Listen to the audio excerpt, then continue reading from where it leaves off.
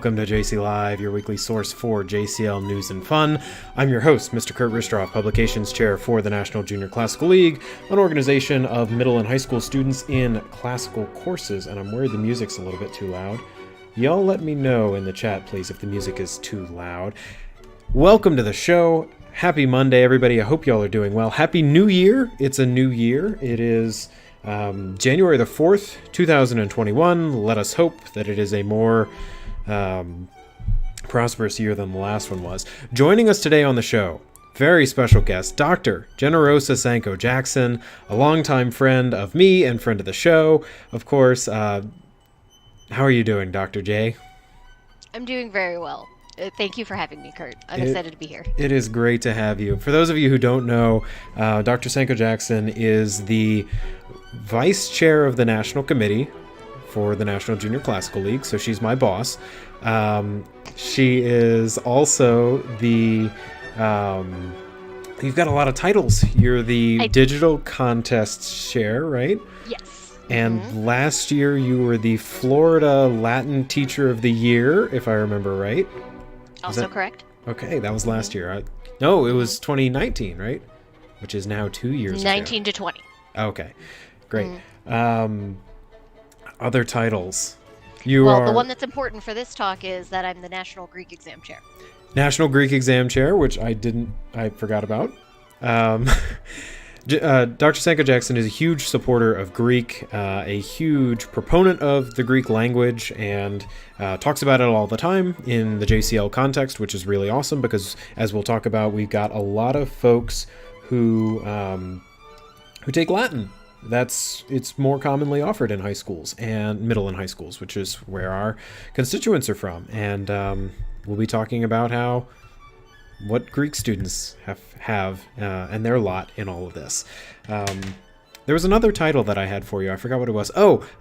From Florida now, or from New Jersey, but recently in Florida, and until recently from Florida, now in Indiana. Is that about right? We have moved a lot, and my husband, Mr. J, would tell you that my title around the house is Mother of Puppies. Right.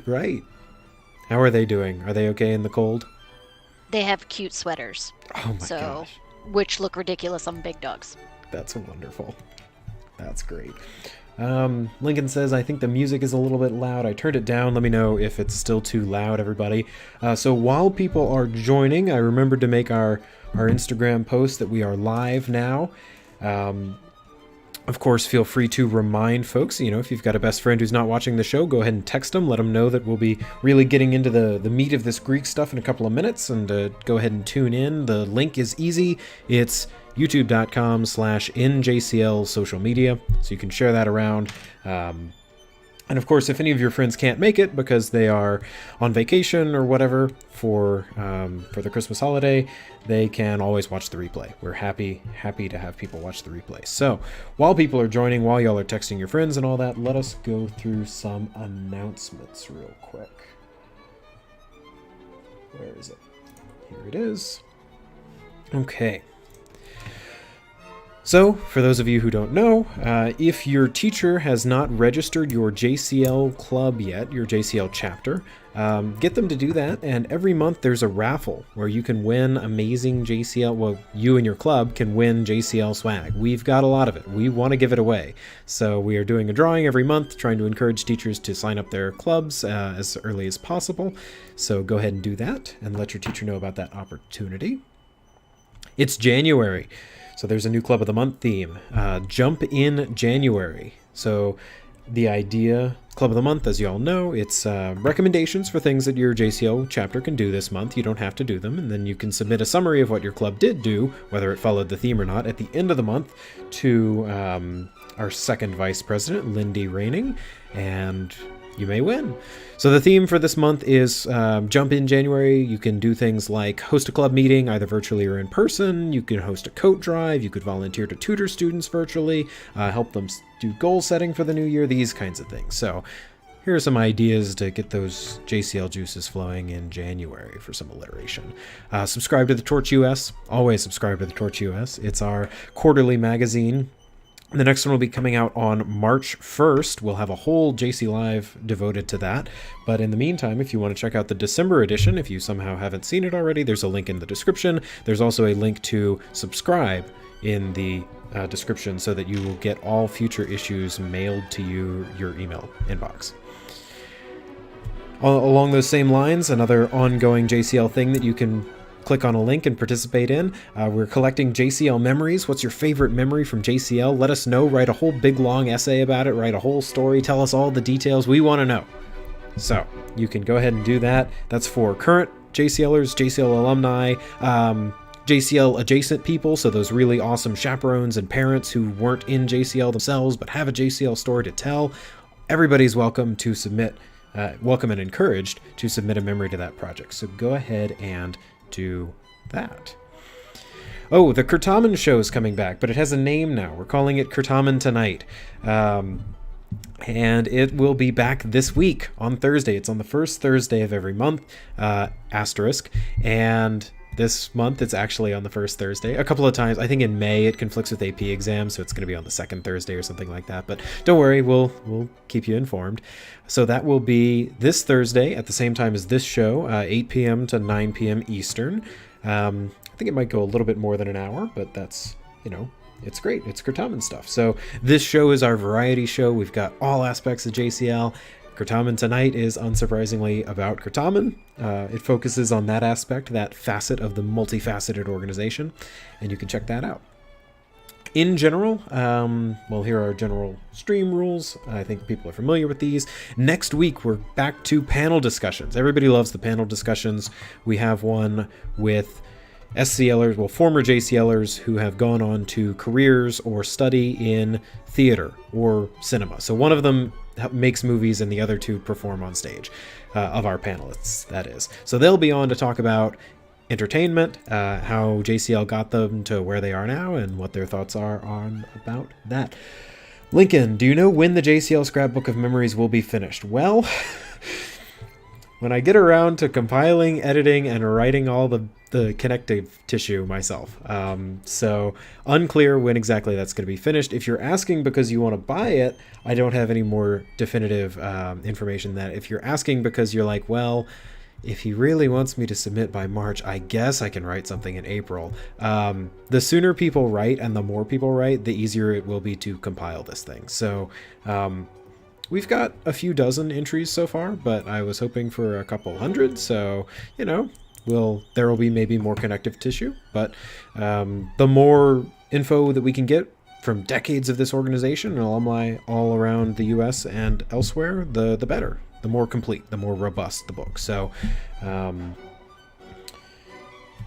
if you haven't submitted, please go ahead and, of course, encourage your friends to do so. Mr. McJimsy says, I still need to submit my memory. And I know he's got a lot. He's been through a lot of fun JCL times. I know because I've been there with him for a lot of them. So and Kurt, if I can do a shameless plug please here. Please do. Submit as much as you can, because if there's a volume 2 or 3, oh darn. Yeah. And we originally said submit your favorite memory, but if you have, but especially because we haven't been getting that many, if you've got 2 or 3 or 5, we'll take them. We will take them. Okay, so those are the announcements. We've got another couple of people who filtered in. The music is kind of loud. Yes, it is. I agree. That's a little lower. This is Dr. Sangco-Jackson's, one of her favorite composers, I believe. So it was at her request. You said either Paganini or another classical composer who I forget right now, or 80s music for what background music you wanted. So we went with the classical music. I have pretty diverse musical tastes. If it's a string instrument, I really enjoy it. If it's 80s music or ska, I'm for it. Awesome. Well, those are the announcements. So now we can switch back over to the large screen. So yes, welcome to the show, Dr. Sangco-Jackson. It's great to have you on. The purpose of this stream is to talk about ancient Greek, and let's talk about you first. Can you tell us a little bit about yourself and how you got to be here and how you became one of JCL's most ardent Greek advocates. Thank you. Yeah. So like many students, I started JCL in high school. My high school was a very large public school with 3,000 students in Jacksonville, Florida. And I honestly got into Latin because during registration, my grandfather was like, Latin, what are you going to take that for? And me being the rebellious nature that I was, as he decided making it, of course I was then going to take it. And it turns out by doing so, I found my people. I had already been a huge fan of like mythology and esoteric stuff. My mom served in the Navy and would bring me back after Mediterranean cruises. She would bring me back stuff from like Greece and Egypt and Italy. And I still have those keepsakes to this day because they meant so much to me. And I was just always fascinated by the ancient world. And then I found my real hook, which was Curtomin. So I played on the Florida team for a few years. I found my best friends there, found my husband there. We do have the JCLive story. But it really helped me, especially when I went to college. I am a first-generation college student. I was raised in a single-parent household.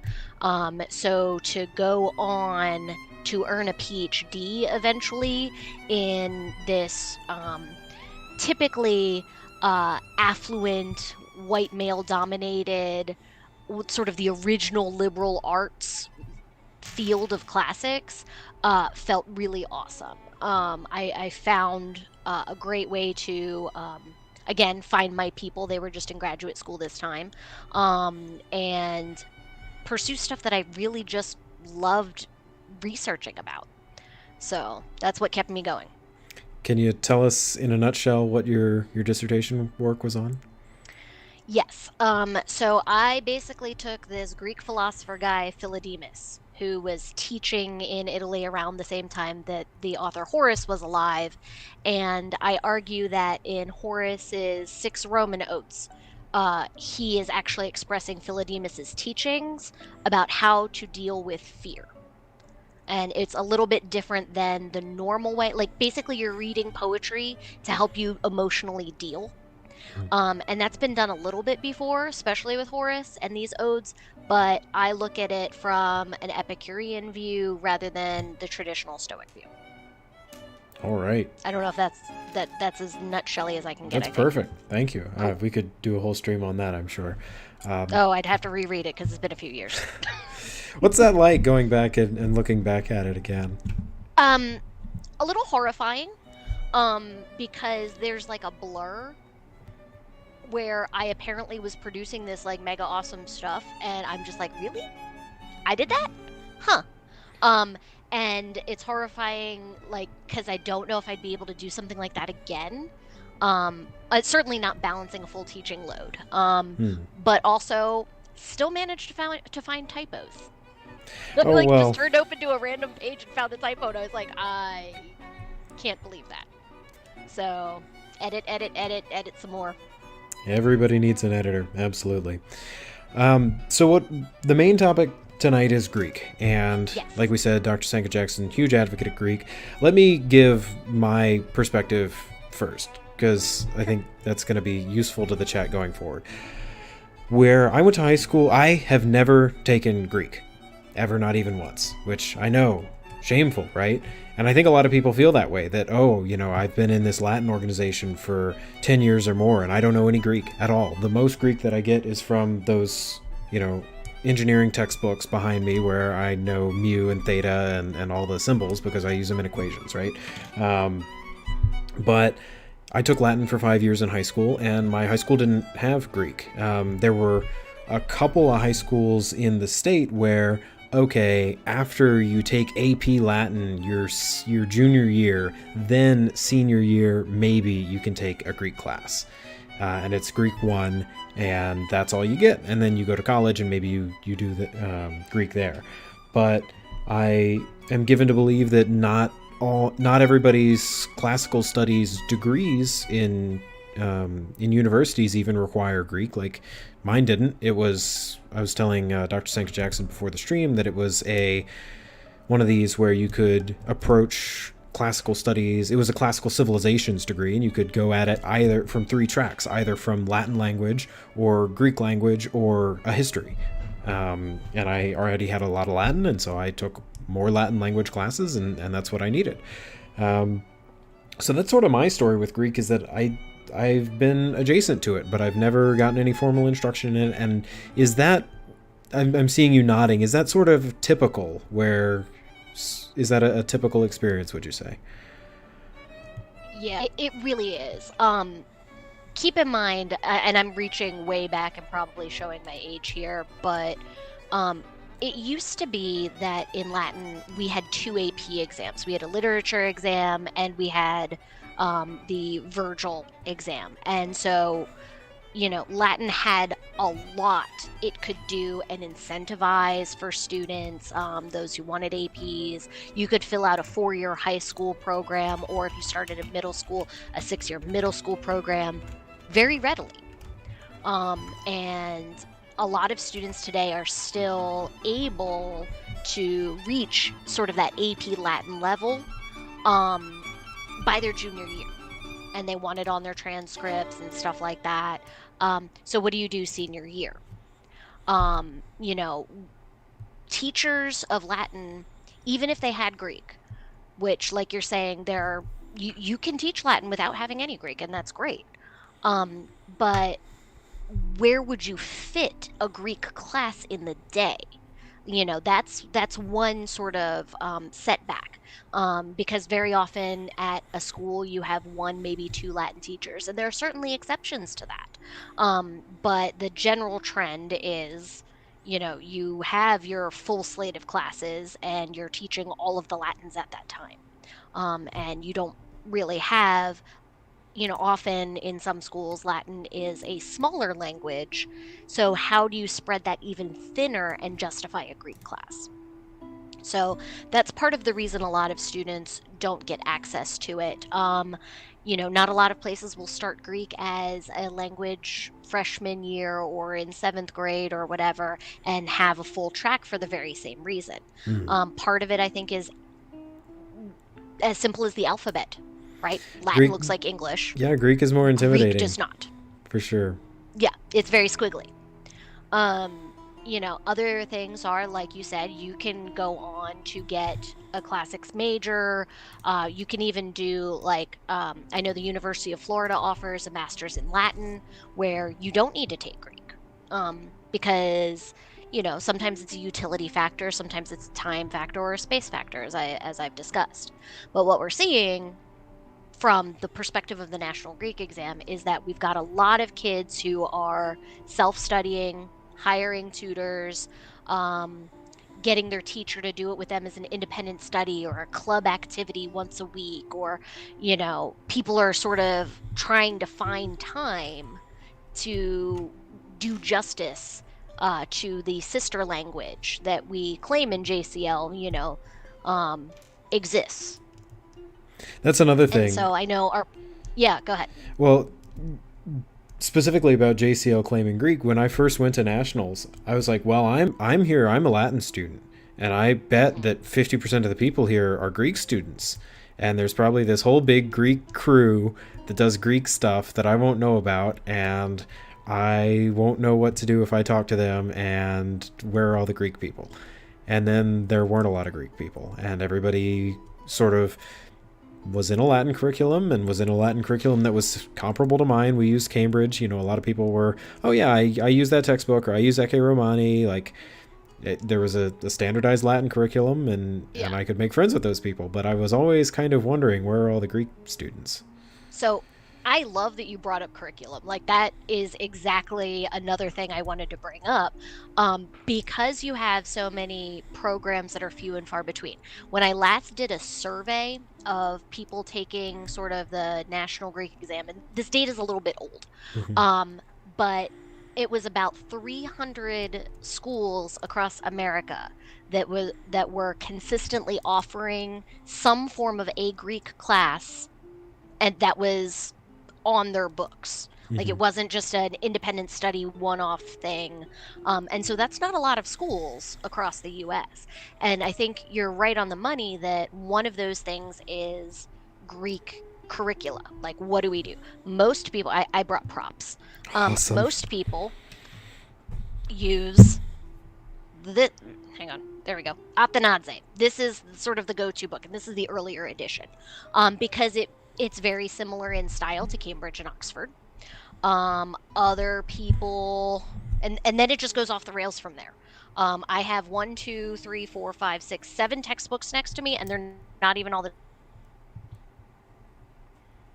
A lot of colleges are using this monster, Hansen and Quinn, because that gets you to read a lot of Greek really fast. It's an intensive course. A lot of colleges are offering it in like an 8-week summer program kind of thing.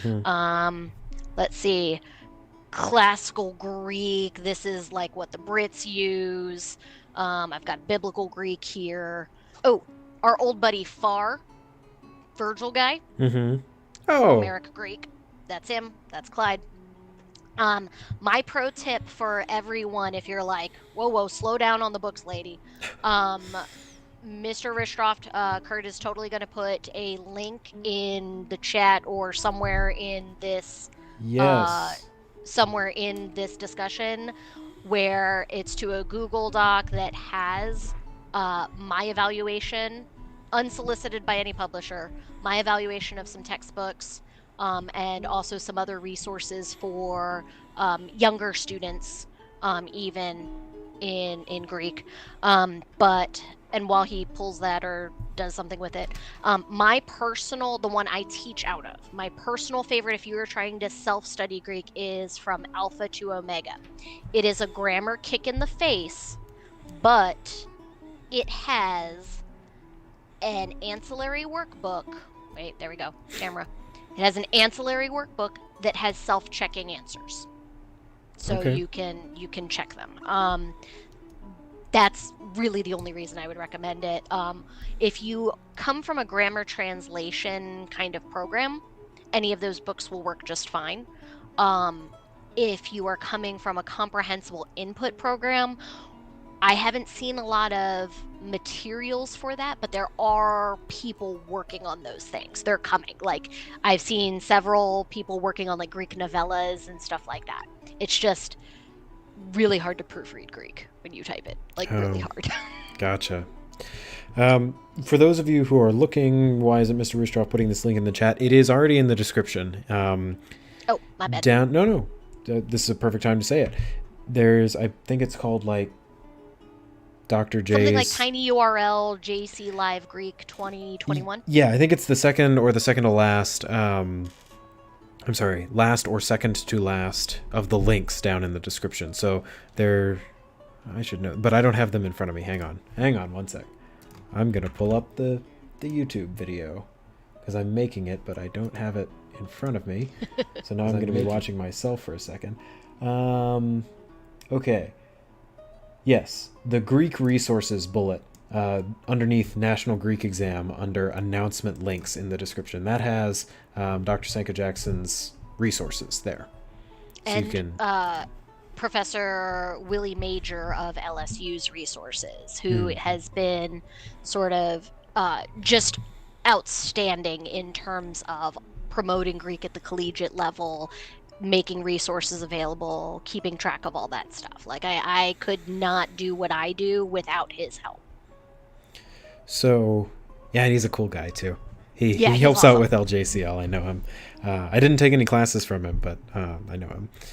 So that's actually, curriculum was the next thing that I wanted to talk about. So since I know absolutely nothing about Greek, can you take me through, and now I was going to ask, like, can you take me through a typical intro Greek course? I imagine you start with the alphabet, and which I have my students do on kindergarten penmanship paper. That's pretty much their favorite activity. By week 1, I'm done in terms of being fun in Greek, because nothing tops going back to kindergarten and writing your name in Greek letters.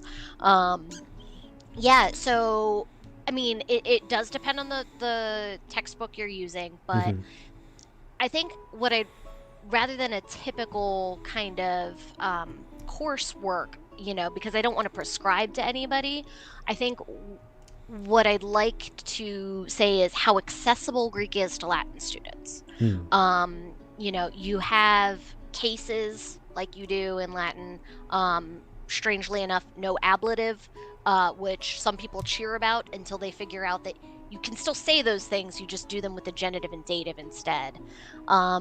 You have clauses. Some of the words even look the same, like pharaoh in Latin and pharaoh in Greek are exactly the same because of Proto-Indo-European stuff like that. Um,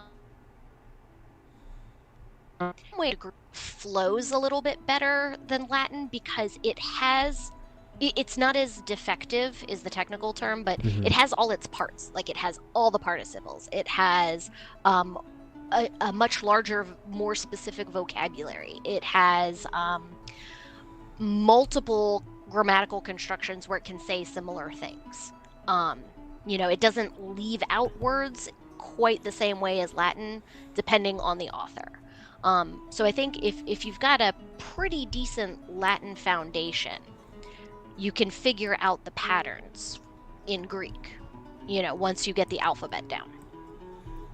Okay, so does it generally look like, in Latin, generally speaking, no absolutes here, but you spend a couple of years, the first 2 years, learning the grammar, and then in year 3 you start with the authors and you start reading actual literature.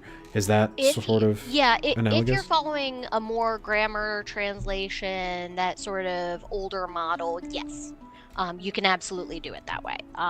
What are some of the other it would models map people on do? pretty well. I would say, if you're doing, again, something more comprehensible input or more of a reading method, it's not going to it's not going to look exactly the same. Your teacher would probably have to build a lot of the resources. But if you're doing Greek second, it's going to feel familiar. It's going to feel kind of like English and Latin had a baby in terms of structure. Okay, and a lot of people are coming to Greek from Latin, right? Like they are. There are some really awesome programs out there that they're large enough, they've got the faculty to do it, they have the student body to do it in terms of numbers, where they do run Greek parallel to Latin. Okay. And so... Is that on the high school level or on the college level? That's at the high school level, yeah. Oh, wow. Mm-hmm. Yeah. They're living the dream, man. And so, the nice thing is that these really are sister languages, I feel like you can use them to inform yourself. Like if you've read a lot of Virgil, Homer's going to feel really, really familiar, and vice versa. That's cool. Yeah. And that was my dream. Like when I started Greek, our professor asked us on day 1, why are you here? And some people are like, because there's no language lab. Because I can finish a language in 2 semesters. And like, that's all fair. But my answer was because I want to read Homer. As the mythologian, I wanted to really see what he said. And like, translations are good, but there's nothing quite like, your eyes on it and you reading it and internalizing it. So speaking of building on the different modes of curriculum that people have, one of the things that's on the rise in Latin, and I see all the comments in the chat, I'm going to read them, don't worry, I'm just interested by this. There's this move towards living Latin, speaking, pronouncing, listening to all of this for Latin. And I think, like Greek, sometimes that's after you've taken the AP exam and you need something else to do, this is when you start writing in Latin and speaking in Latin. But less and less, I'm seeing more that people are trying to make it more accessible to early students. They're having the students pronounce earlier, maybe even try and do some composition, but I know composition in Latin is tough.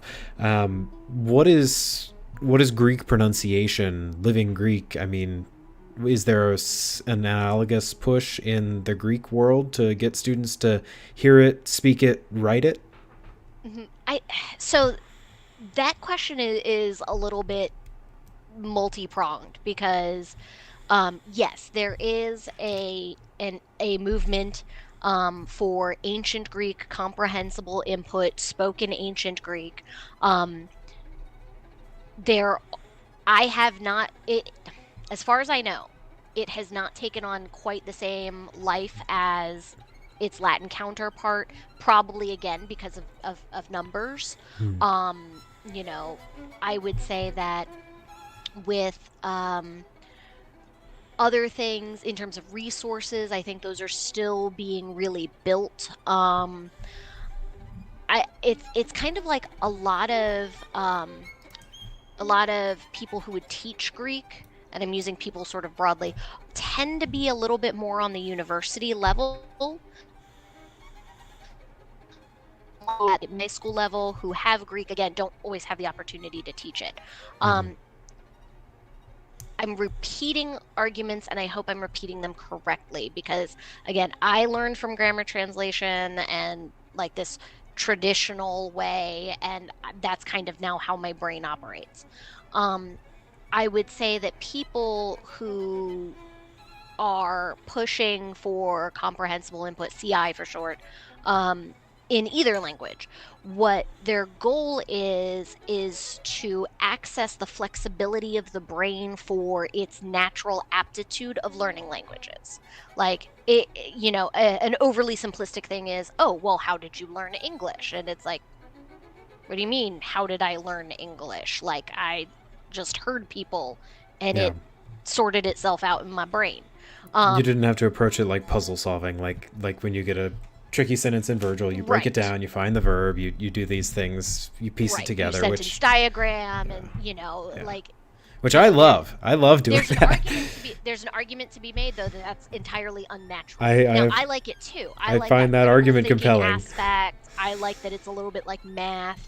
Yeah. I like that I have grammar terms that let me talk about multiple languages. Like a nominative in Latin, when you say nominative in Greek, you mean the same thing, Mm-hmm. right? Like it's still the subject or a predicate. Right, there's still a possessive genitive over there. It allows me some flexibility to talk about two languages with people who don't necessarily know two languages, but they kind of know this intermediary. But that's my method. I'm not saying it's the right way. It's what has worked for me.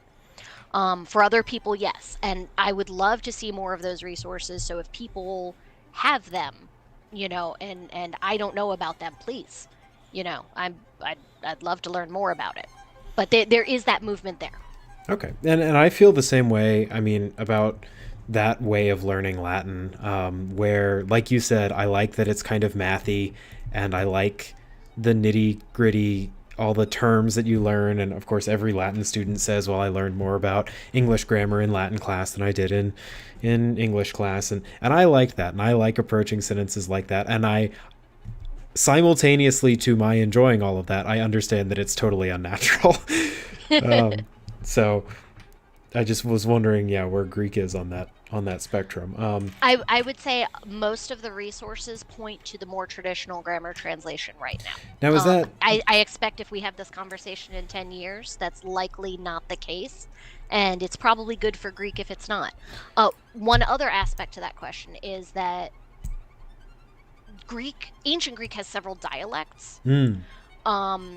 Most people learn Attic Greek, like the stuff the orators would have. They learn orations. Xenophon is kind of like the Caesar equivalent, but there's a big movement in what's called Koine Greek, which is New Testament Greek. And so you get a lot of build up there for a wide variety of reasons, but for example, seminaries keep that as a pretty traditional path. Now, those languages became modern Greek, unlike Latin, which, split off into other languages. It's like Greek evolved, but stayed Greek. It trended, and again, way oversimplifying this, but it trended into what looks like a more simplified version of the ancient, but while it looks more simple, it's actually more structurally complicated, kind of like how English is. So there are a couple differences there. And I know people who would be very excited to do Demotic Greek on like the National Greek exam, like a modern Greek on the National Greek exam, and it's like, whoa, we might get there. We have seven levels right now, so I don't know about 8, 9, and possibly 10. Gotcha. So I swear I'm going to read these comments from the chat, but I had one more thing to ask, and now I've lost it. Oh no! I had something else to say. Maybe it'll come back to me while I'm reading other people's comments, but that seems unlikely. Let's do it anyway. Okay. Dennis Webb said, I was lucky my high school Latin teacher knew Greek, and she would slip in a little Greek from time to time. The school did not offer a Greek class. Yeah. Oh, that's what I was going to ask about. Yeah. Well, one, a comment, and that is that you were talking about how, or we were saying that a lot of students come to Greek from Latin once you know how to learn a language, once you, particularly if it's Latin and if you have learned the nuts and bolts approach. It's the grammar translation approach. That's what you called it. That's the technical term, I'm sure. I don't know these terms. No, it's okay. You're right. There was a class at Princeton when I toured Princeton ages ago, when I wanted to go to undergrad there.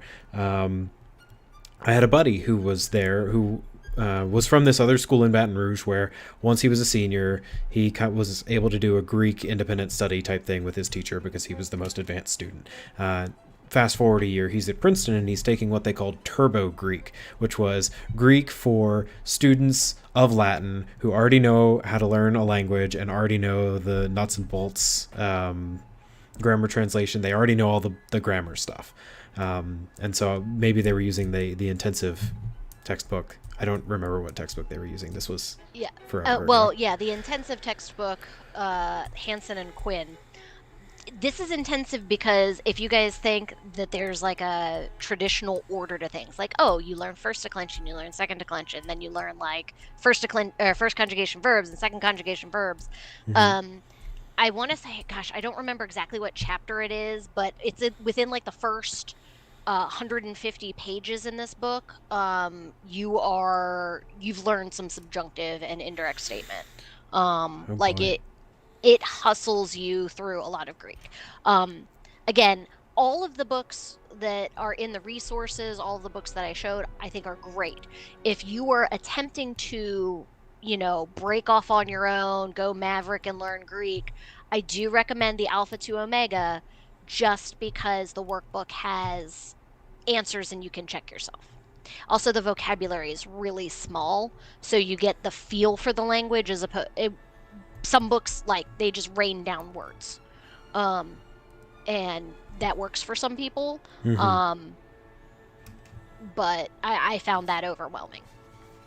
So last thing, I promise, I remembered what I was going to say, and then I'm going to read all the comments, which have a number of good questions in them, so I want to get to those. What happened to Greek? Like, by which I mean, when you read about, Thomas Jefferson, by the time he was a young man, he was 15, he had already taken classes in Latin and Greek.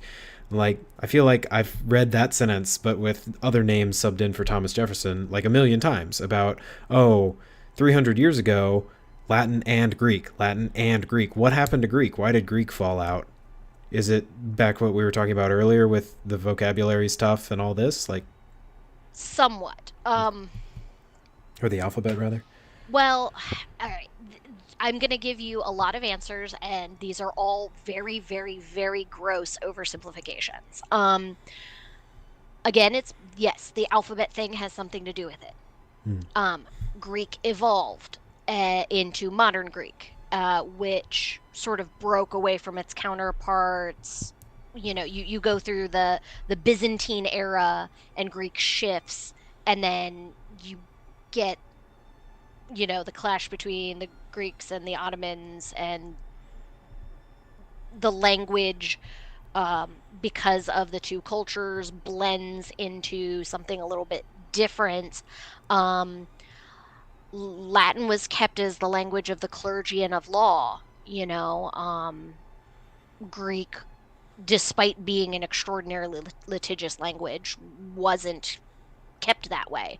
I think as in general, these ancient languages fell by the wayside is sort of the industrial nature of our school. You know, you've got a guy like Thomas Jefferson who we think of him as a founding father, but he was a wealthy, privileged white man who was expected of him to go to school. It would not be expected of women of his class to go to school to that extent. Or, school was almost going to Oxford or Cambridge was a leisurely expectation of the wealthy, Hmm.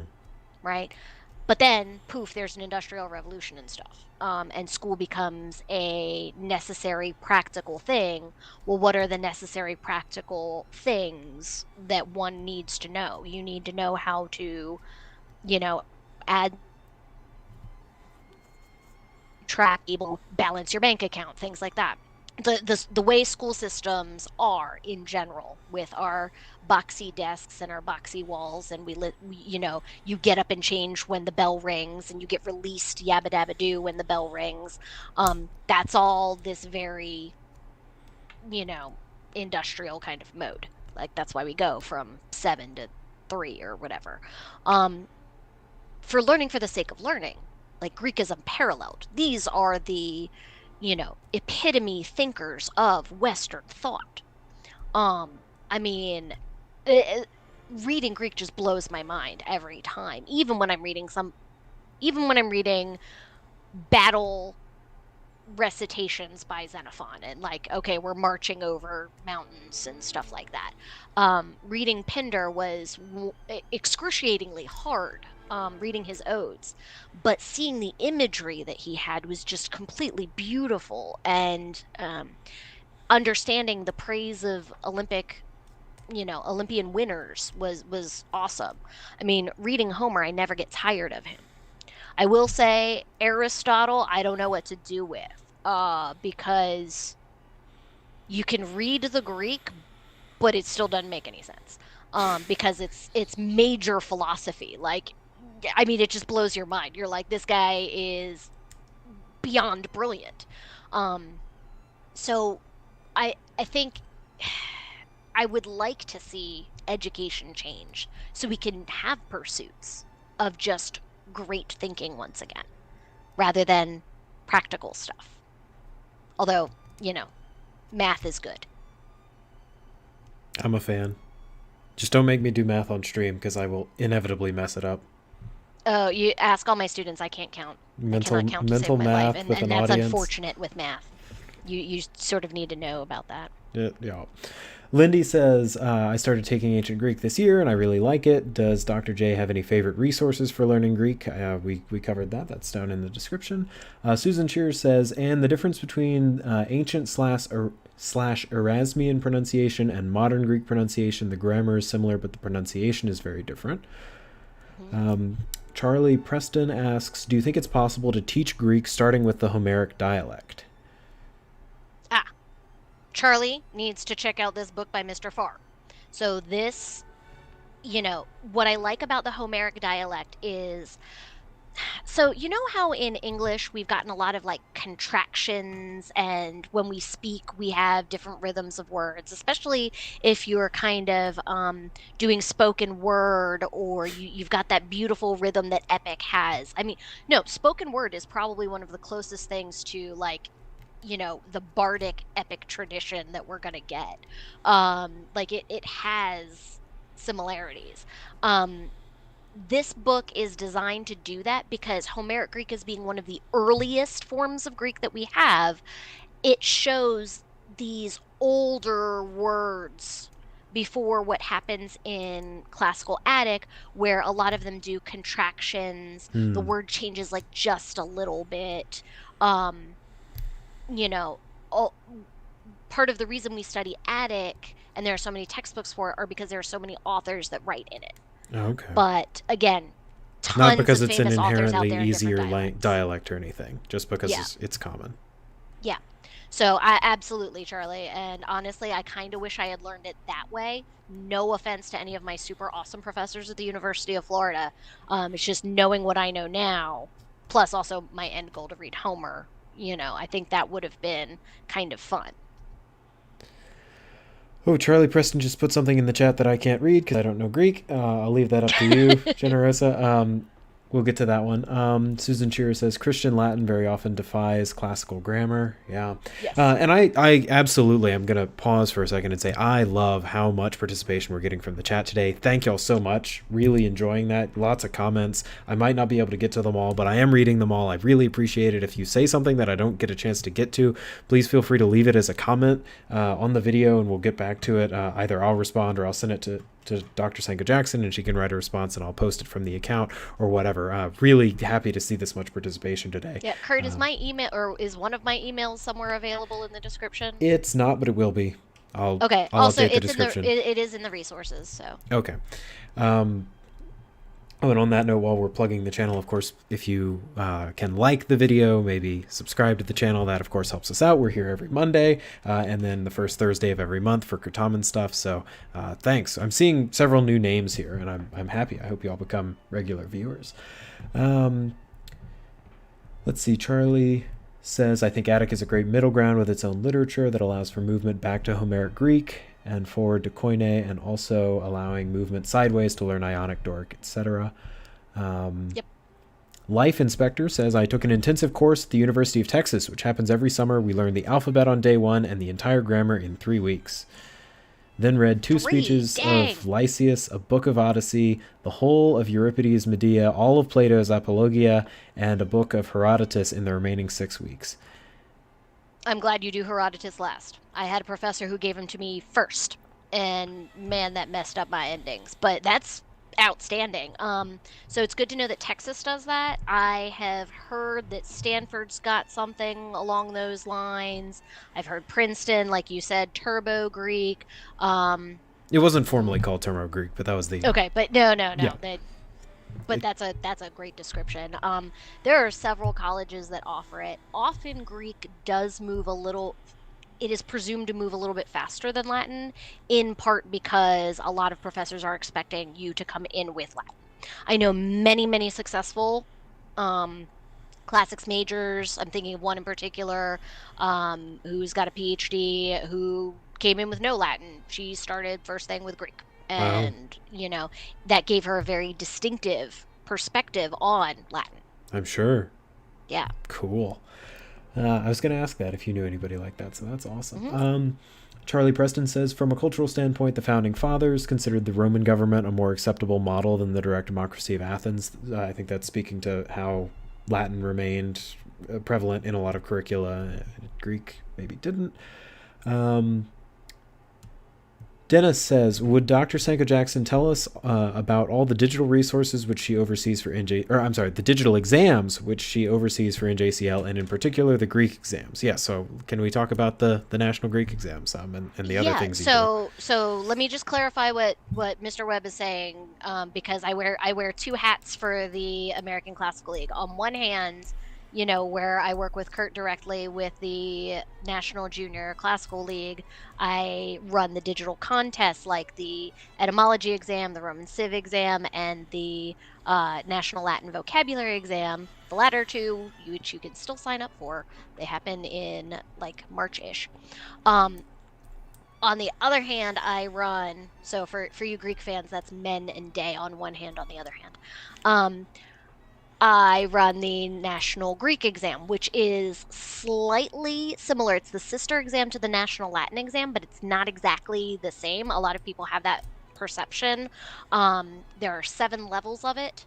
We offer an intro, which has some cultural elements, a lot about the alphabet, simple sentences, beginning, intermediate.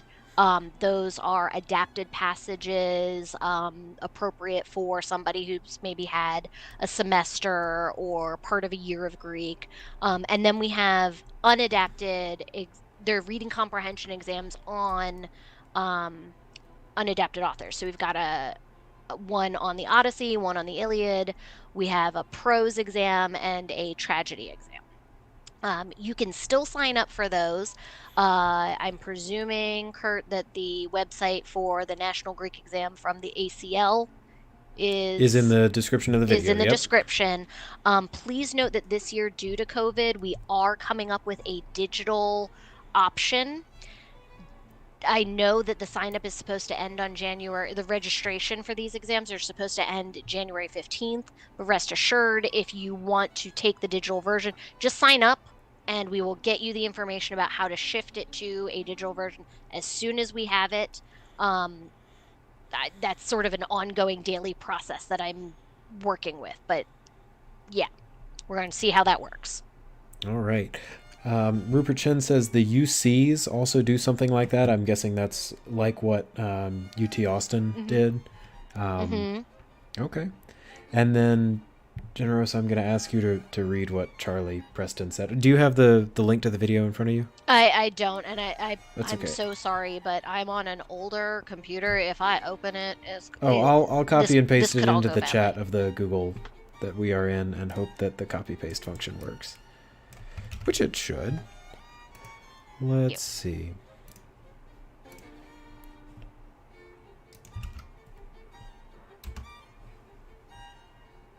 Oh, that's the beginning of the Iliad. Oh, see, so that's sing, goddess, Ayadethea, the wrath Mainen. Oh, Mainen, yes, yeah. Achilles, the son. Yeah, Mainen. That was maybe the only other Greek word that I know other than, what is it, Kairete? Is Mainen, yeah. Yeah. Wrath. No, that's awesome. And again, one of the most powerful lines in ancient Greek literature. Yeah, see, I don't even know Greek, and I know that line. Or I've heard of it, Yeah. you know. Yeah. Let's Achilles, see. he's kind of famous. Oh, yeah. Susan Shearer says, this has to be one of the most informative sessions I've seen on JCLive. Glad you liked it. Thanks for tuning in. It's always a pleasure to have you. Thank you, Susan. Yeah. So with that, it's right around 8:50 for me. So we're now ending the show with officer reports. We used to do them at the beginning, but then people were saying, well, you don't get to the feature until 20 minutes in. And I thought, that's very legitimate. So we've moved the officers to the end. So Generosa, did you have anything else you wanted to talk about real quick before we transition? I just want to encourage people to, seek out opportunities for Greek. At NJCL and at a lot of state fora, people are offering like a Greek language exam. I know Florida does that. We are looking at opportunities to have Agon, which is the Greek equivalent of Kurtamen. We're really hoping to attract new students to the game, not just shift Kurtamen players over. Those are opportunities. I know that some of the collegiate tournaments are running a couple rounds of Agon and things like that. But, reach out to one another. If you find resources, I have made that tiny URL that leads to the Google Doc. You should be able to comment, drop them in there for everybody else, because very often, I can see certain aspects of things, but very often y'all know what's going on more than I do, and I'd love to hear about it. And again, if, email me if you've got questions, support each other, learn some Greek. It's awesome. Thanks so much. Thank you for coming on. Like I said before we started, I'll switch over to the officers now, and I'll come back and thank you properly and say goodnight. Absolutely. Afterwards. Thanks, everyone. Thanks so much. See ya.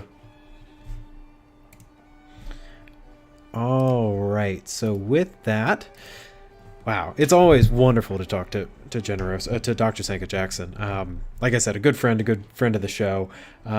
We will be transitioning now over to the other Google Meet, which I need to get ready.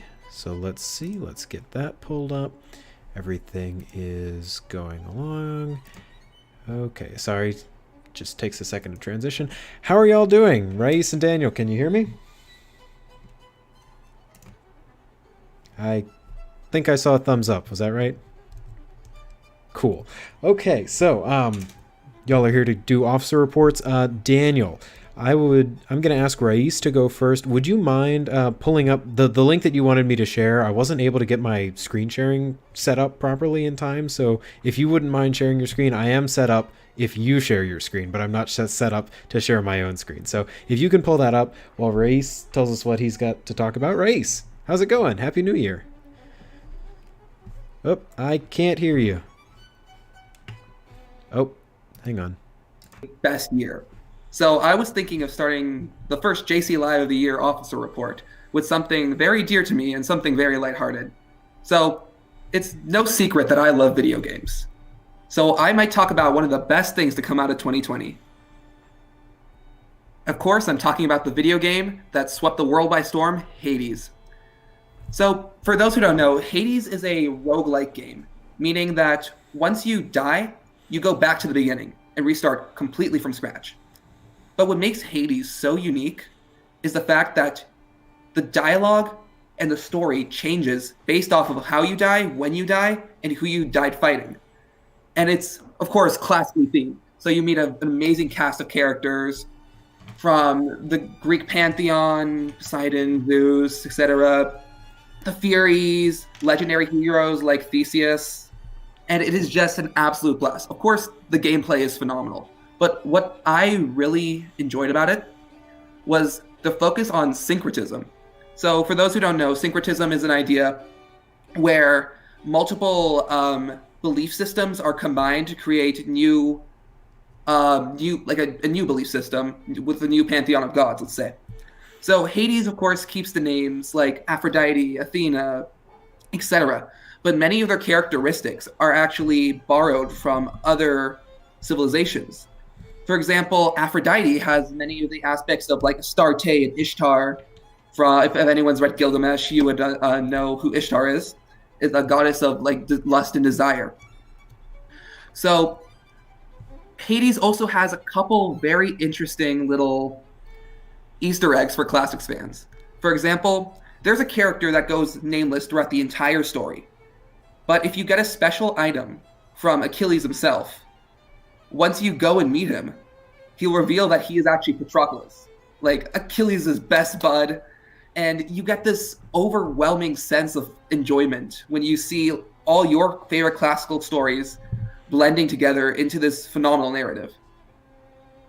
And then one other thing really stands out about Hades, and that is the characters. I mentioned the syncretic gods, but all the characters have their own flaws, and it's not the holier than thou Greek pantheon that you're used to, Zeus being almighty, but they reflect on some of the darker aspects of mythology and some of the pettier ones as well. For example, one of my favorite events in Hades is when you can choose between 2 power-ups from a god, but you can only choose one. So let's say you have Zeus in front of you and Athena in front of you, and you pick Athena. You got the power of Athena, it's amazing. But then, because Zeus is so insulted that he decides to power up all your opponents in that room, and you have to fight to the death in order to get out. So, for those who haven't played it, I totally recommend it. It was nominated for multiple Game of the Year awards. 9s and 10s out of 10s. Phenomenal in story, and it gets better with each playthrough. Thank you. Is this a PC game? What platform is it for? It is on PC, it is on Nintendo Switch, and I believe it is coming to PS5 and Xbox soon. Okay. And on PC, is it a Steam game, or is it you buy it? It's on. Okay, cool. Hades. And are the Furies going to be after you now about that spoiler with Patroclus? Rais? It's okay. I'm sure there are many other fun things to discover in the game. It's okay. It's okay. So, thanks. Daniel, what have you got for us? Yes, so I'm going to share my screen right now, but around the holidays, a very exciting discovery was made at Pompeii. Well, not so much of a discovery as just more research done into a site that they had already uncovered. It's a thermopolium. which is, we've discovered very many of these at both Ostia and at Pompeii, which are, the two most wonderful archaeological parks in Italy, two of my favorites. I've had the privilege of seeing both. I think my screen is having some issues. So I'll cut the screen share there. But so it's a New York Times article about this new thermopolium that's been discovered at Pompeii. And the images, I'll give you the link, Mr. Ristov, so you can drop them in the chat, are beautiful. There's these beautiful frescoes and beautiful colors. And they've actually been able to look at the signatures of some of the food remains that have been found in this thermopolium and actually discover what kind of food was being served at this food stand. So this is the ancient Roman equivalent of fast food. And I know one of the dishes was a concoction of snails, sheep, and fish, so that probably doesn't sound too appetizing for us, but as a lot of classics and Latin students know, garum, fish sauce, was huge for ancient Romans, so I would not be at all surprised if that kind of comes from the same vein, this very interesting concoction of foods. But as people who've heard me talk at length before, I am a huge nerd for Roman, Greek, and Italian, in general, material culture, so this is particularly exciting to be able to have such a wonderfully intact, station for Roman food vending. It's just so wonderful to me to be able to think that we can kind of bridge that gap and look at just one of the most intact sites in Pompeii and just in the entire classical world that we have for seeing how Roman street food worked. So I would encourage everyone to take a look at that article. Is this the right link? Oh, no, it is not. My bad. That's my homework. I'll remove that. No trouble. Here's the right link. My apologies. I just put it in without looking at it. Yeah, there we go. That is the New York Times link. Okay. But it's a really interesting article, and I would encourage everyone to go and read it if they had a chance. I found it particularly illuminating. Cool. Thanks for sharing. We'll have to see if Irene wants to practice recreating any of those dishes. She's very, very adept at recreating Roman cuisine. And for those of you who don't know what I'm talking about, Irene Calderon, who's the NJCL editor, had a feature story in the Winter Torch US about her cooking ancient dishes and trying them out and rating them. So if you haven't checked that out, wonderful. Yeah, it was fun. So there's a link to that torch in the description. You can go ahead and check that out. Cool. All right, well, thank you both. Happy New Year. Good to see you. I'll see y'all again for this in a month, but probably be in touch with more JCL stuff in the meantime. Happy New Year. Thank you very much for having us. Thanks. Happy New Year, everyone.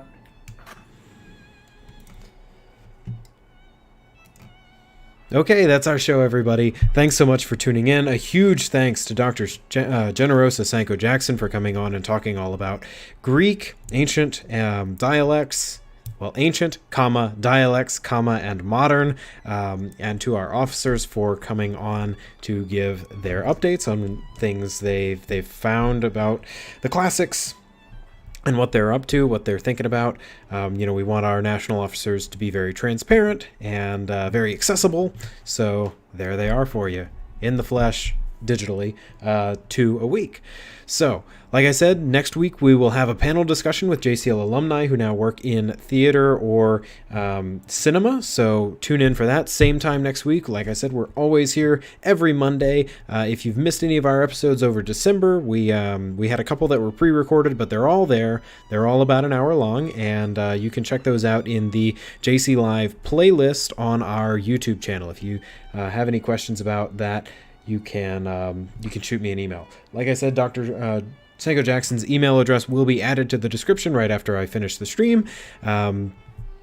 Thanks again for all the audience participation. Please remember to like, subscribe, leave a comment, all those good things, and I'll see y'all next week. Thanks, everybody. Cheers.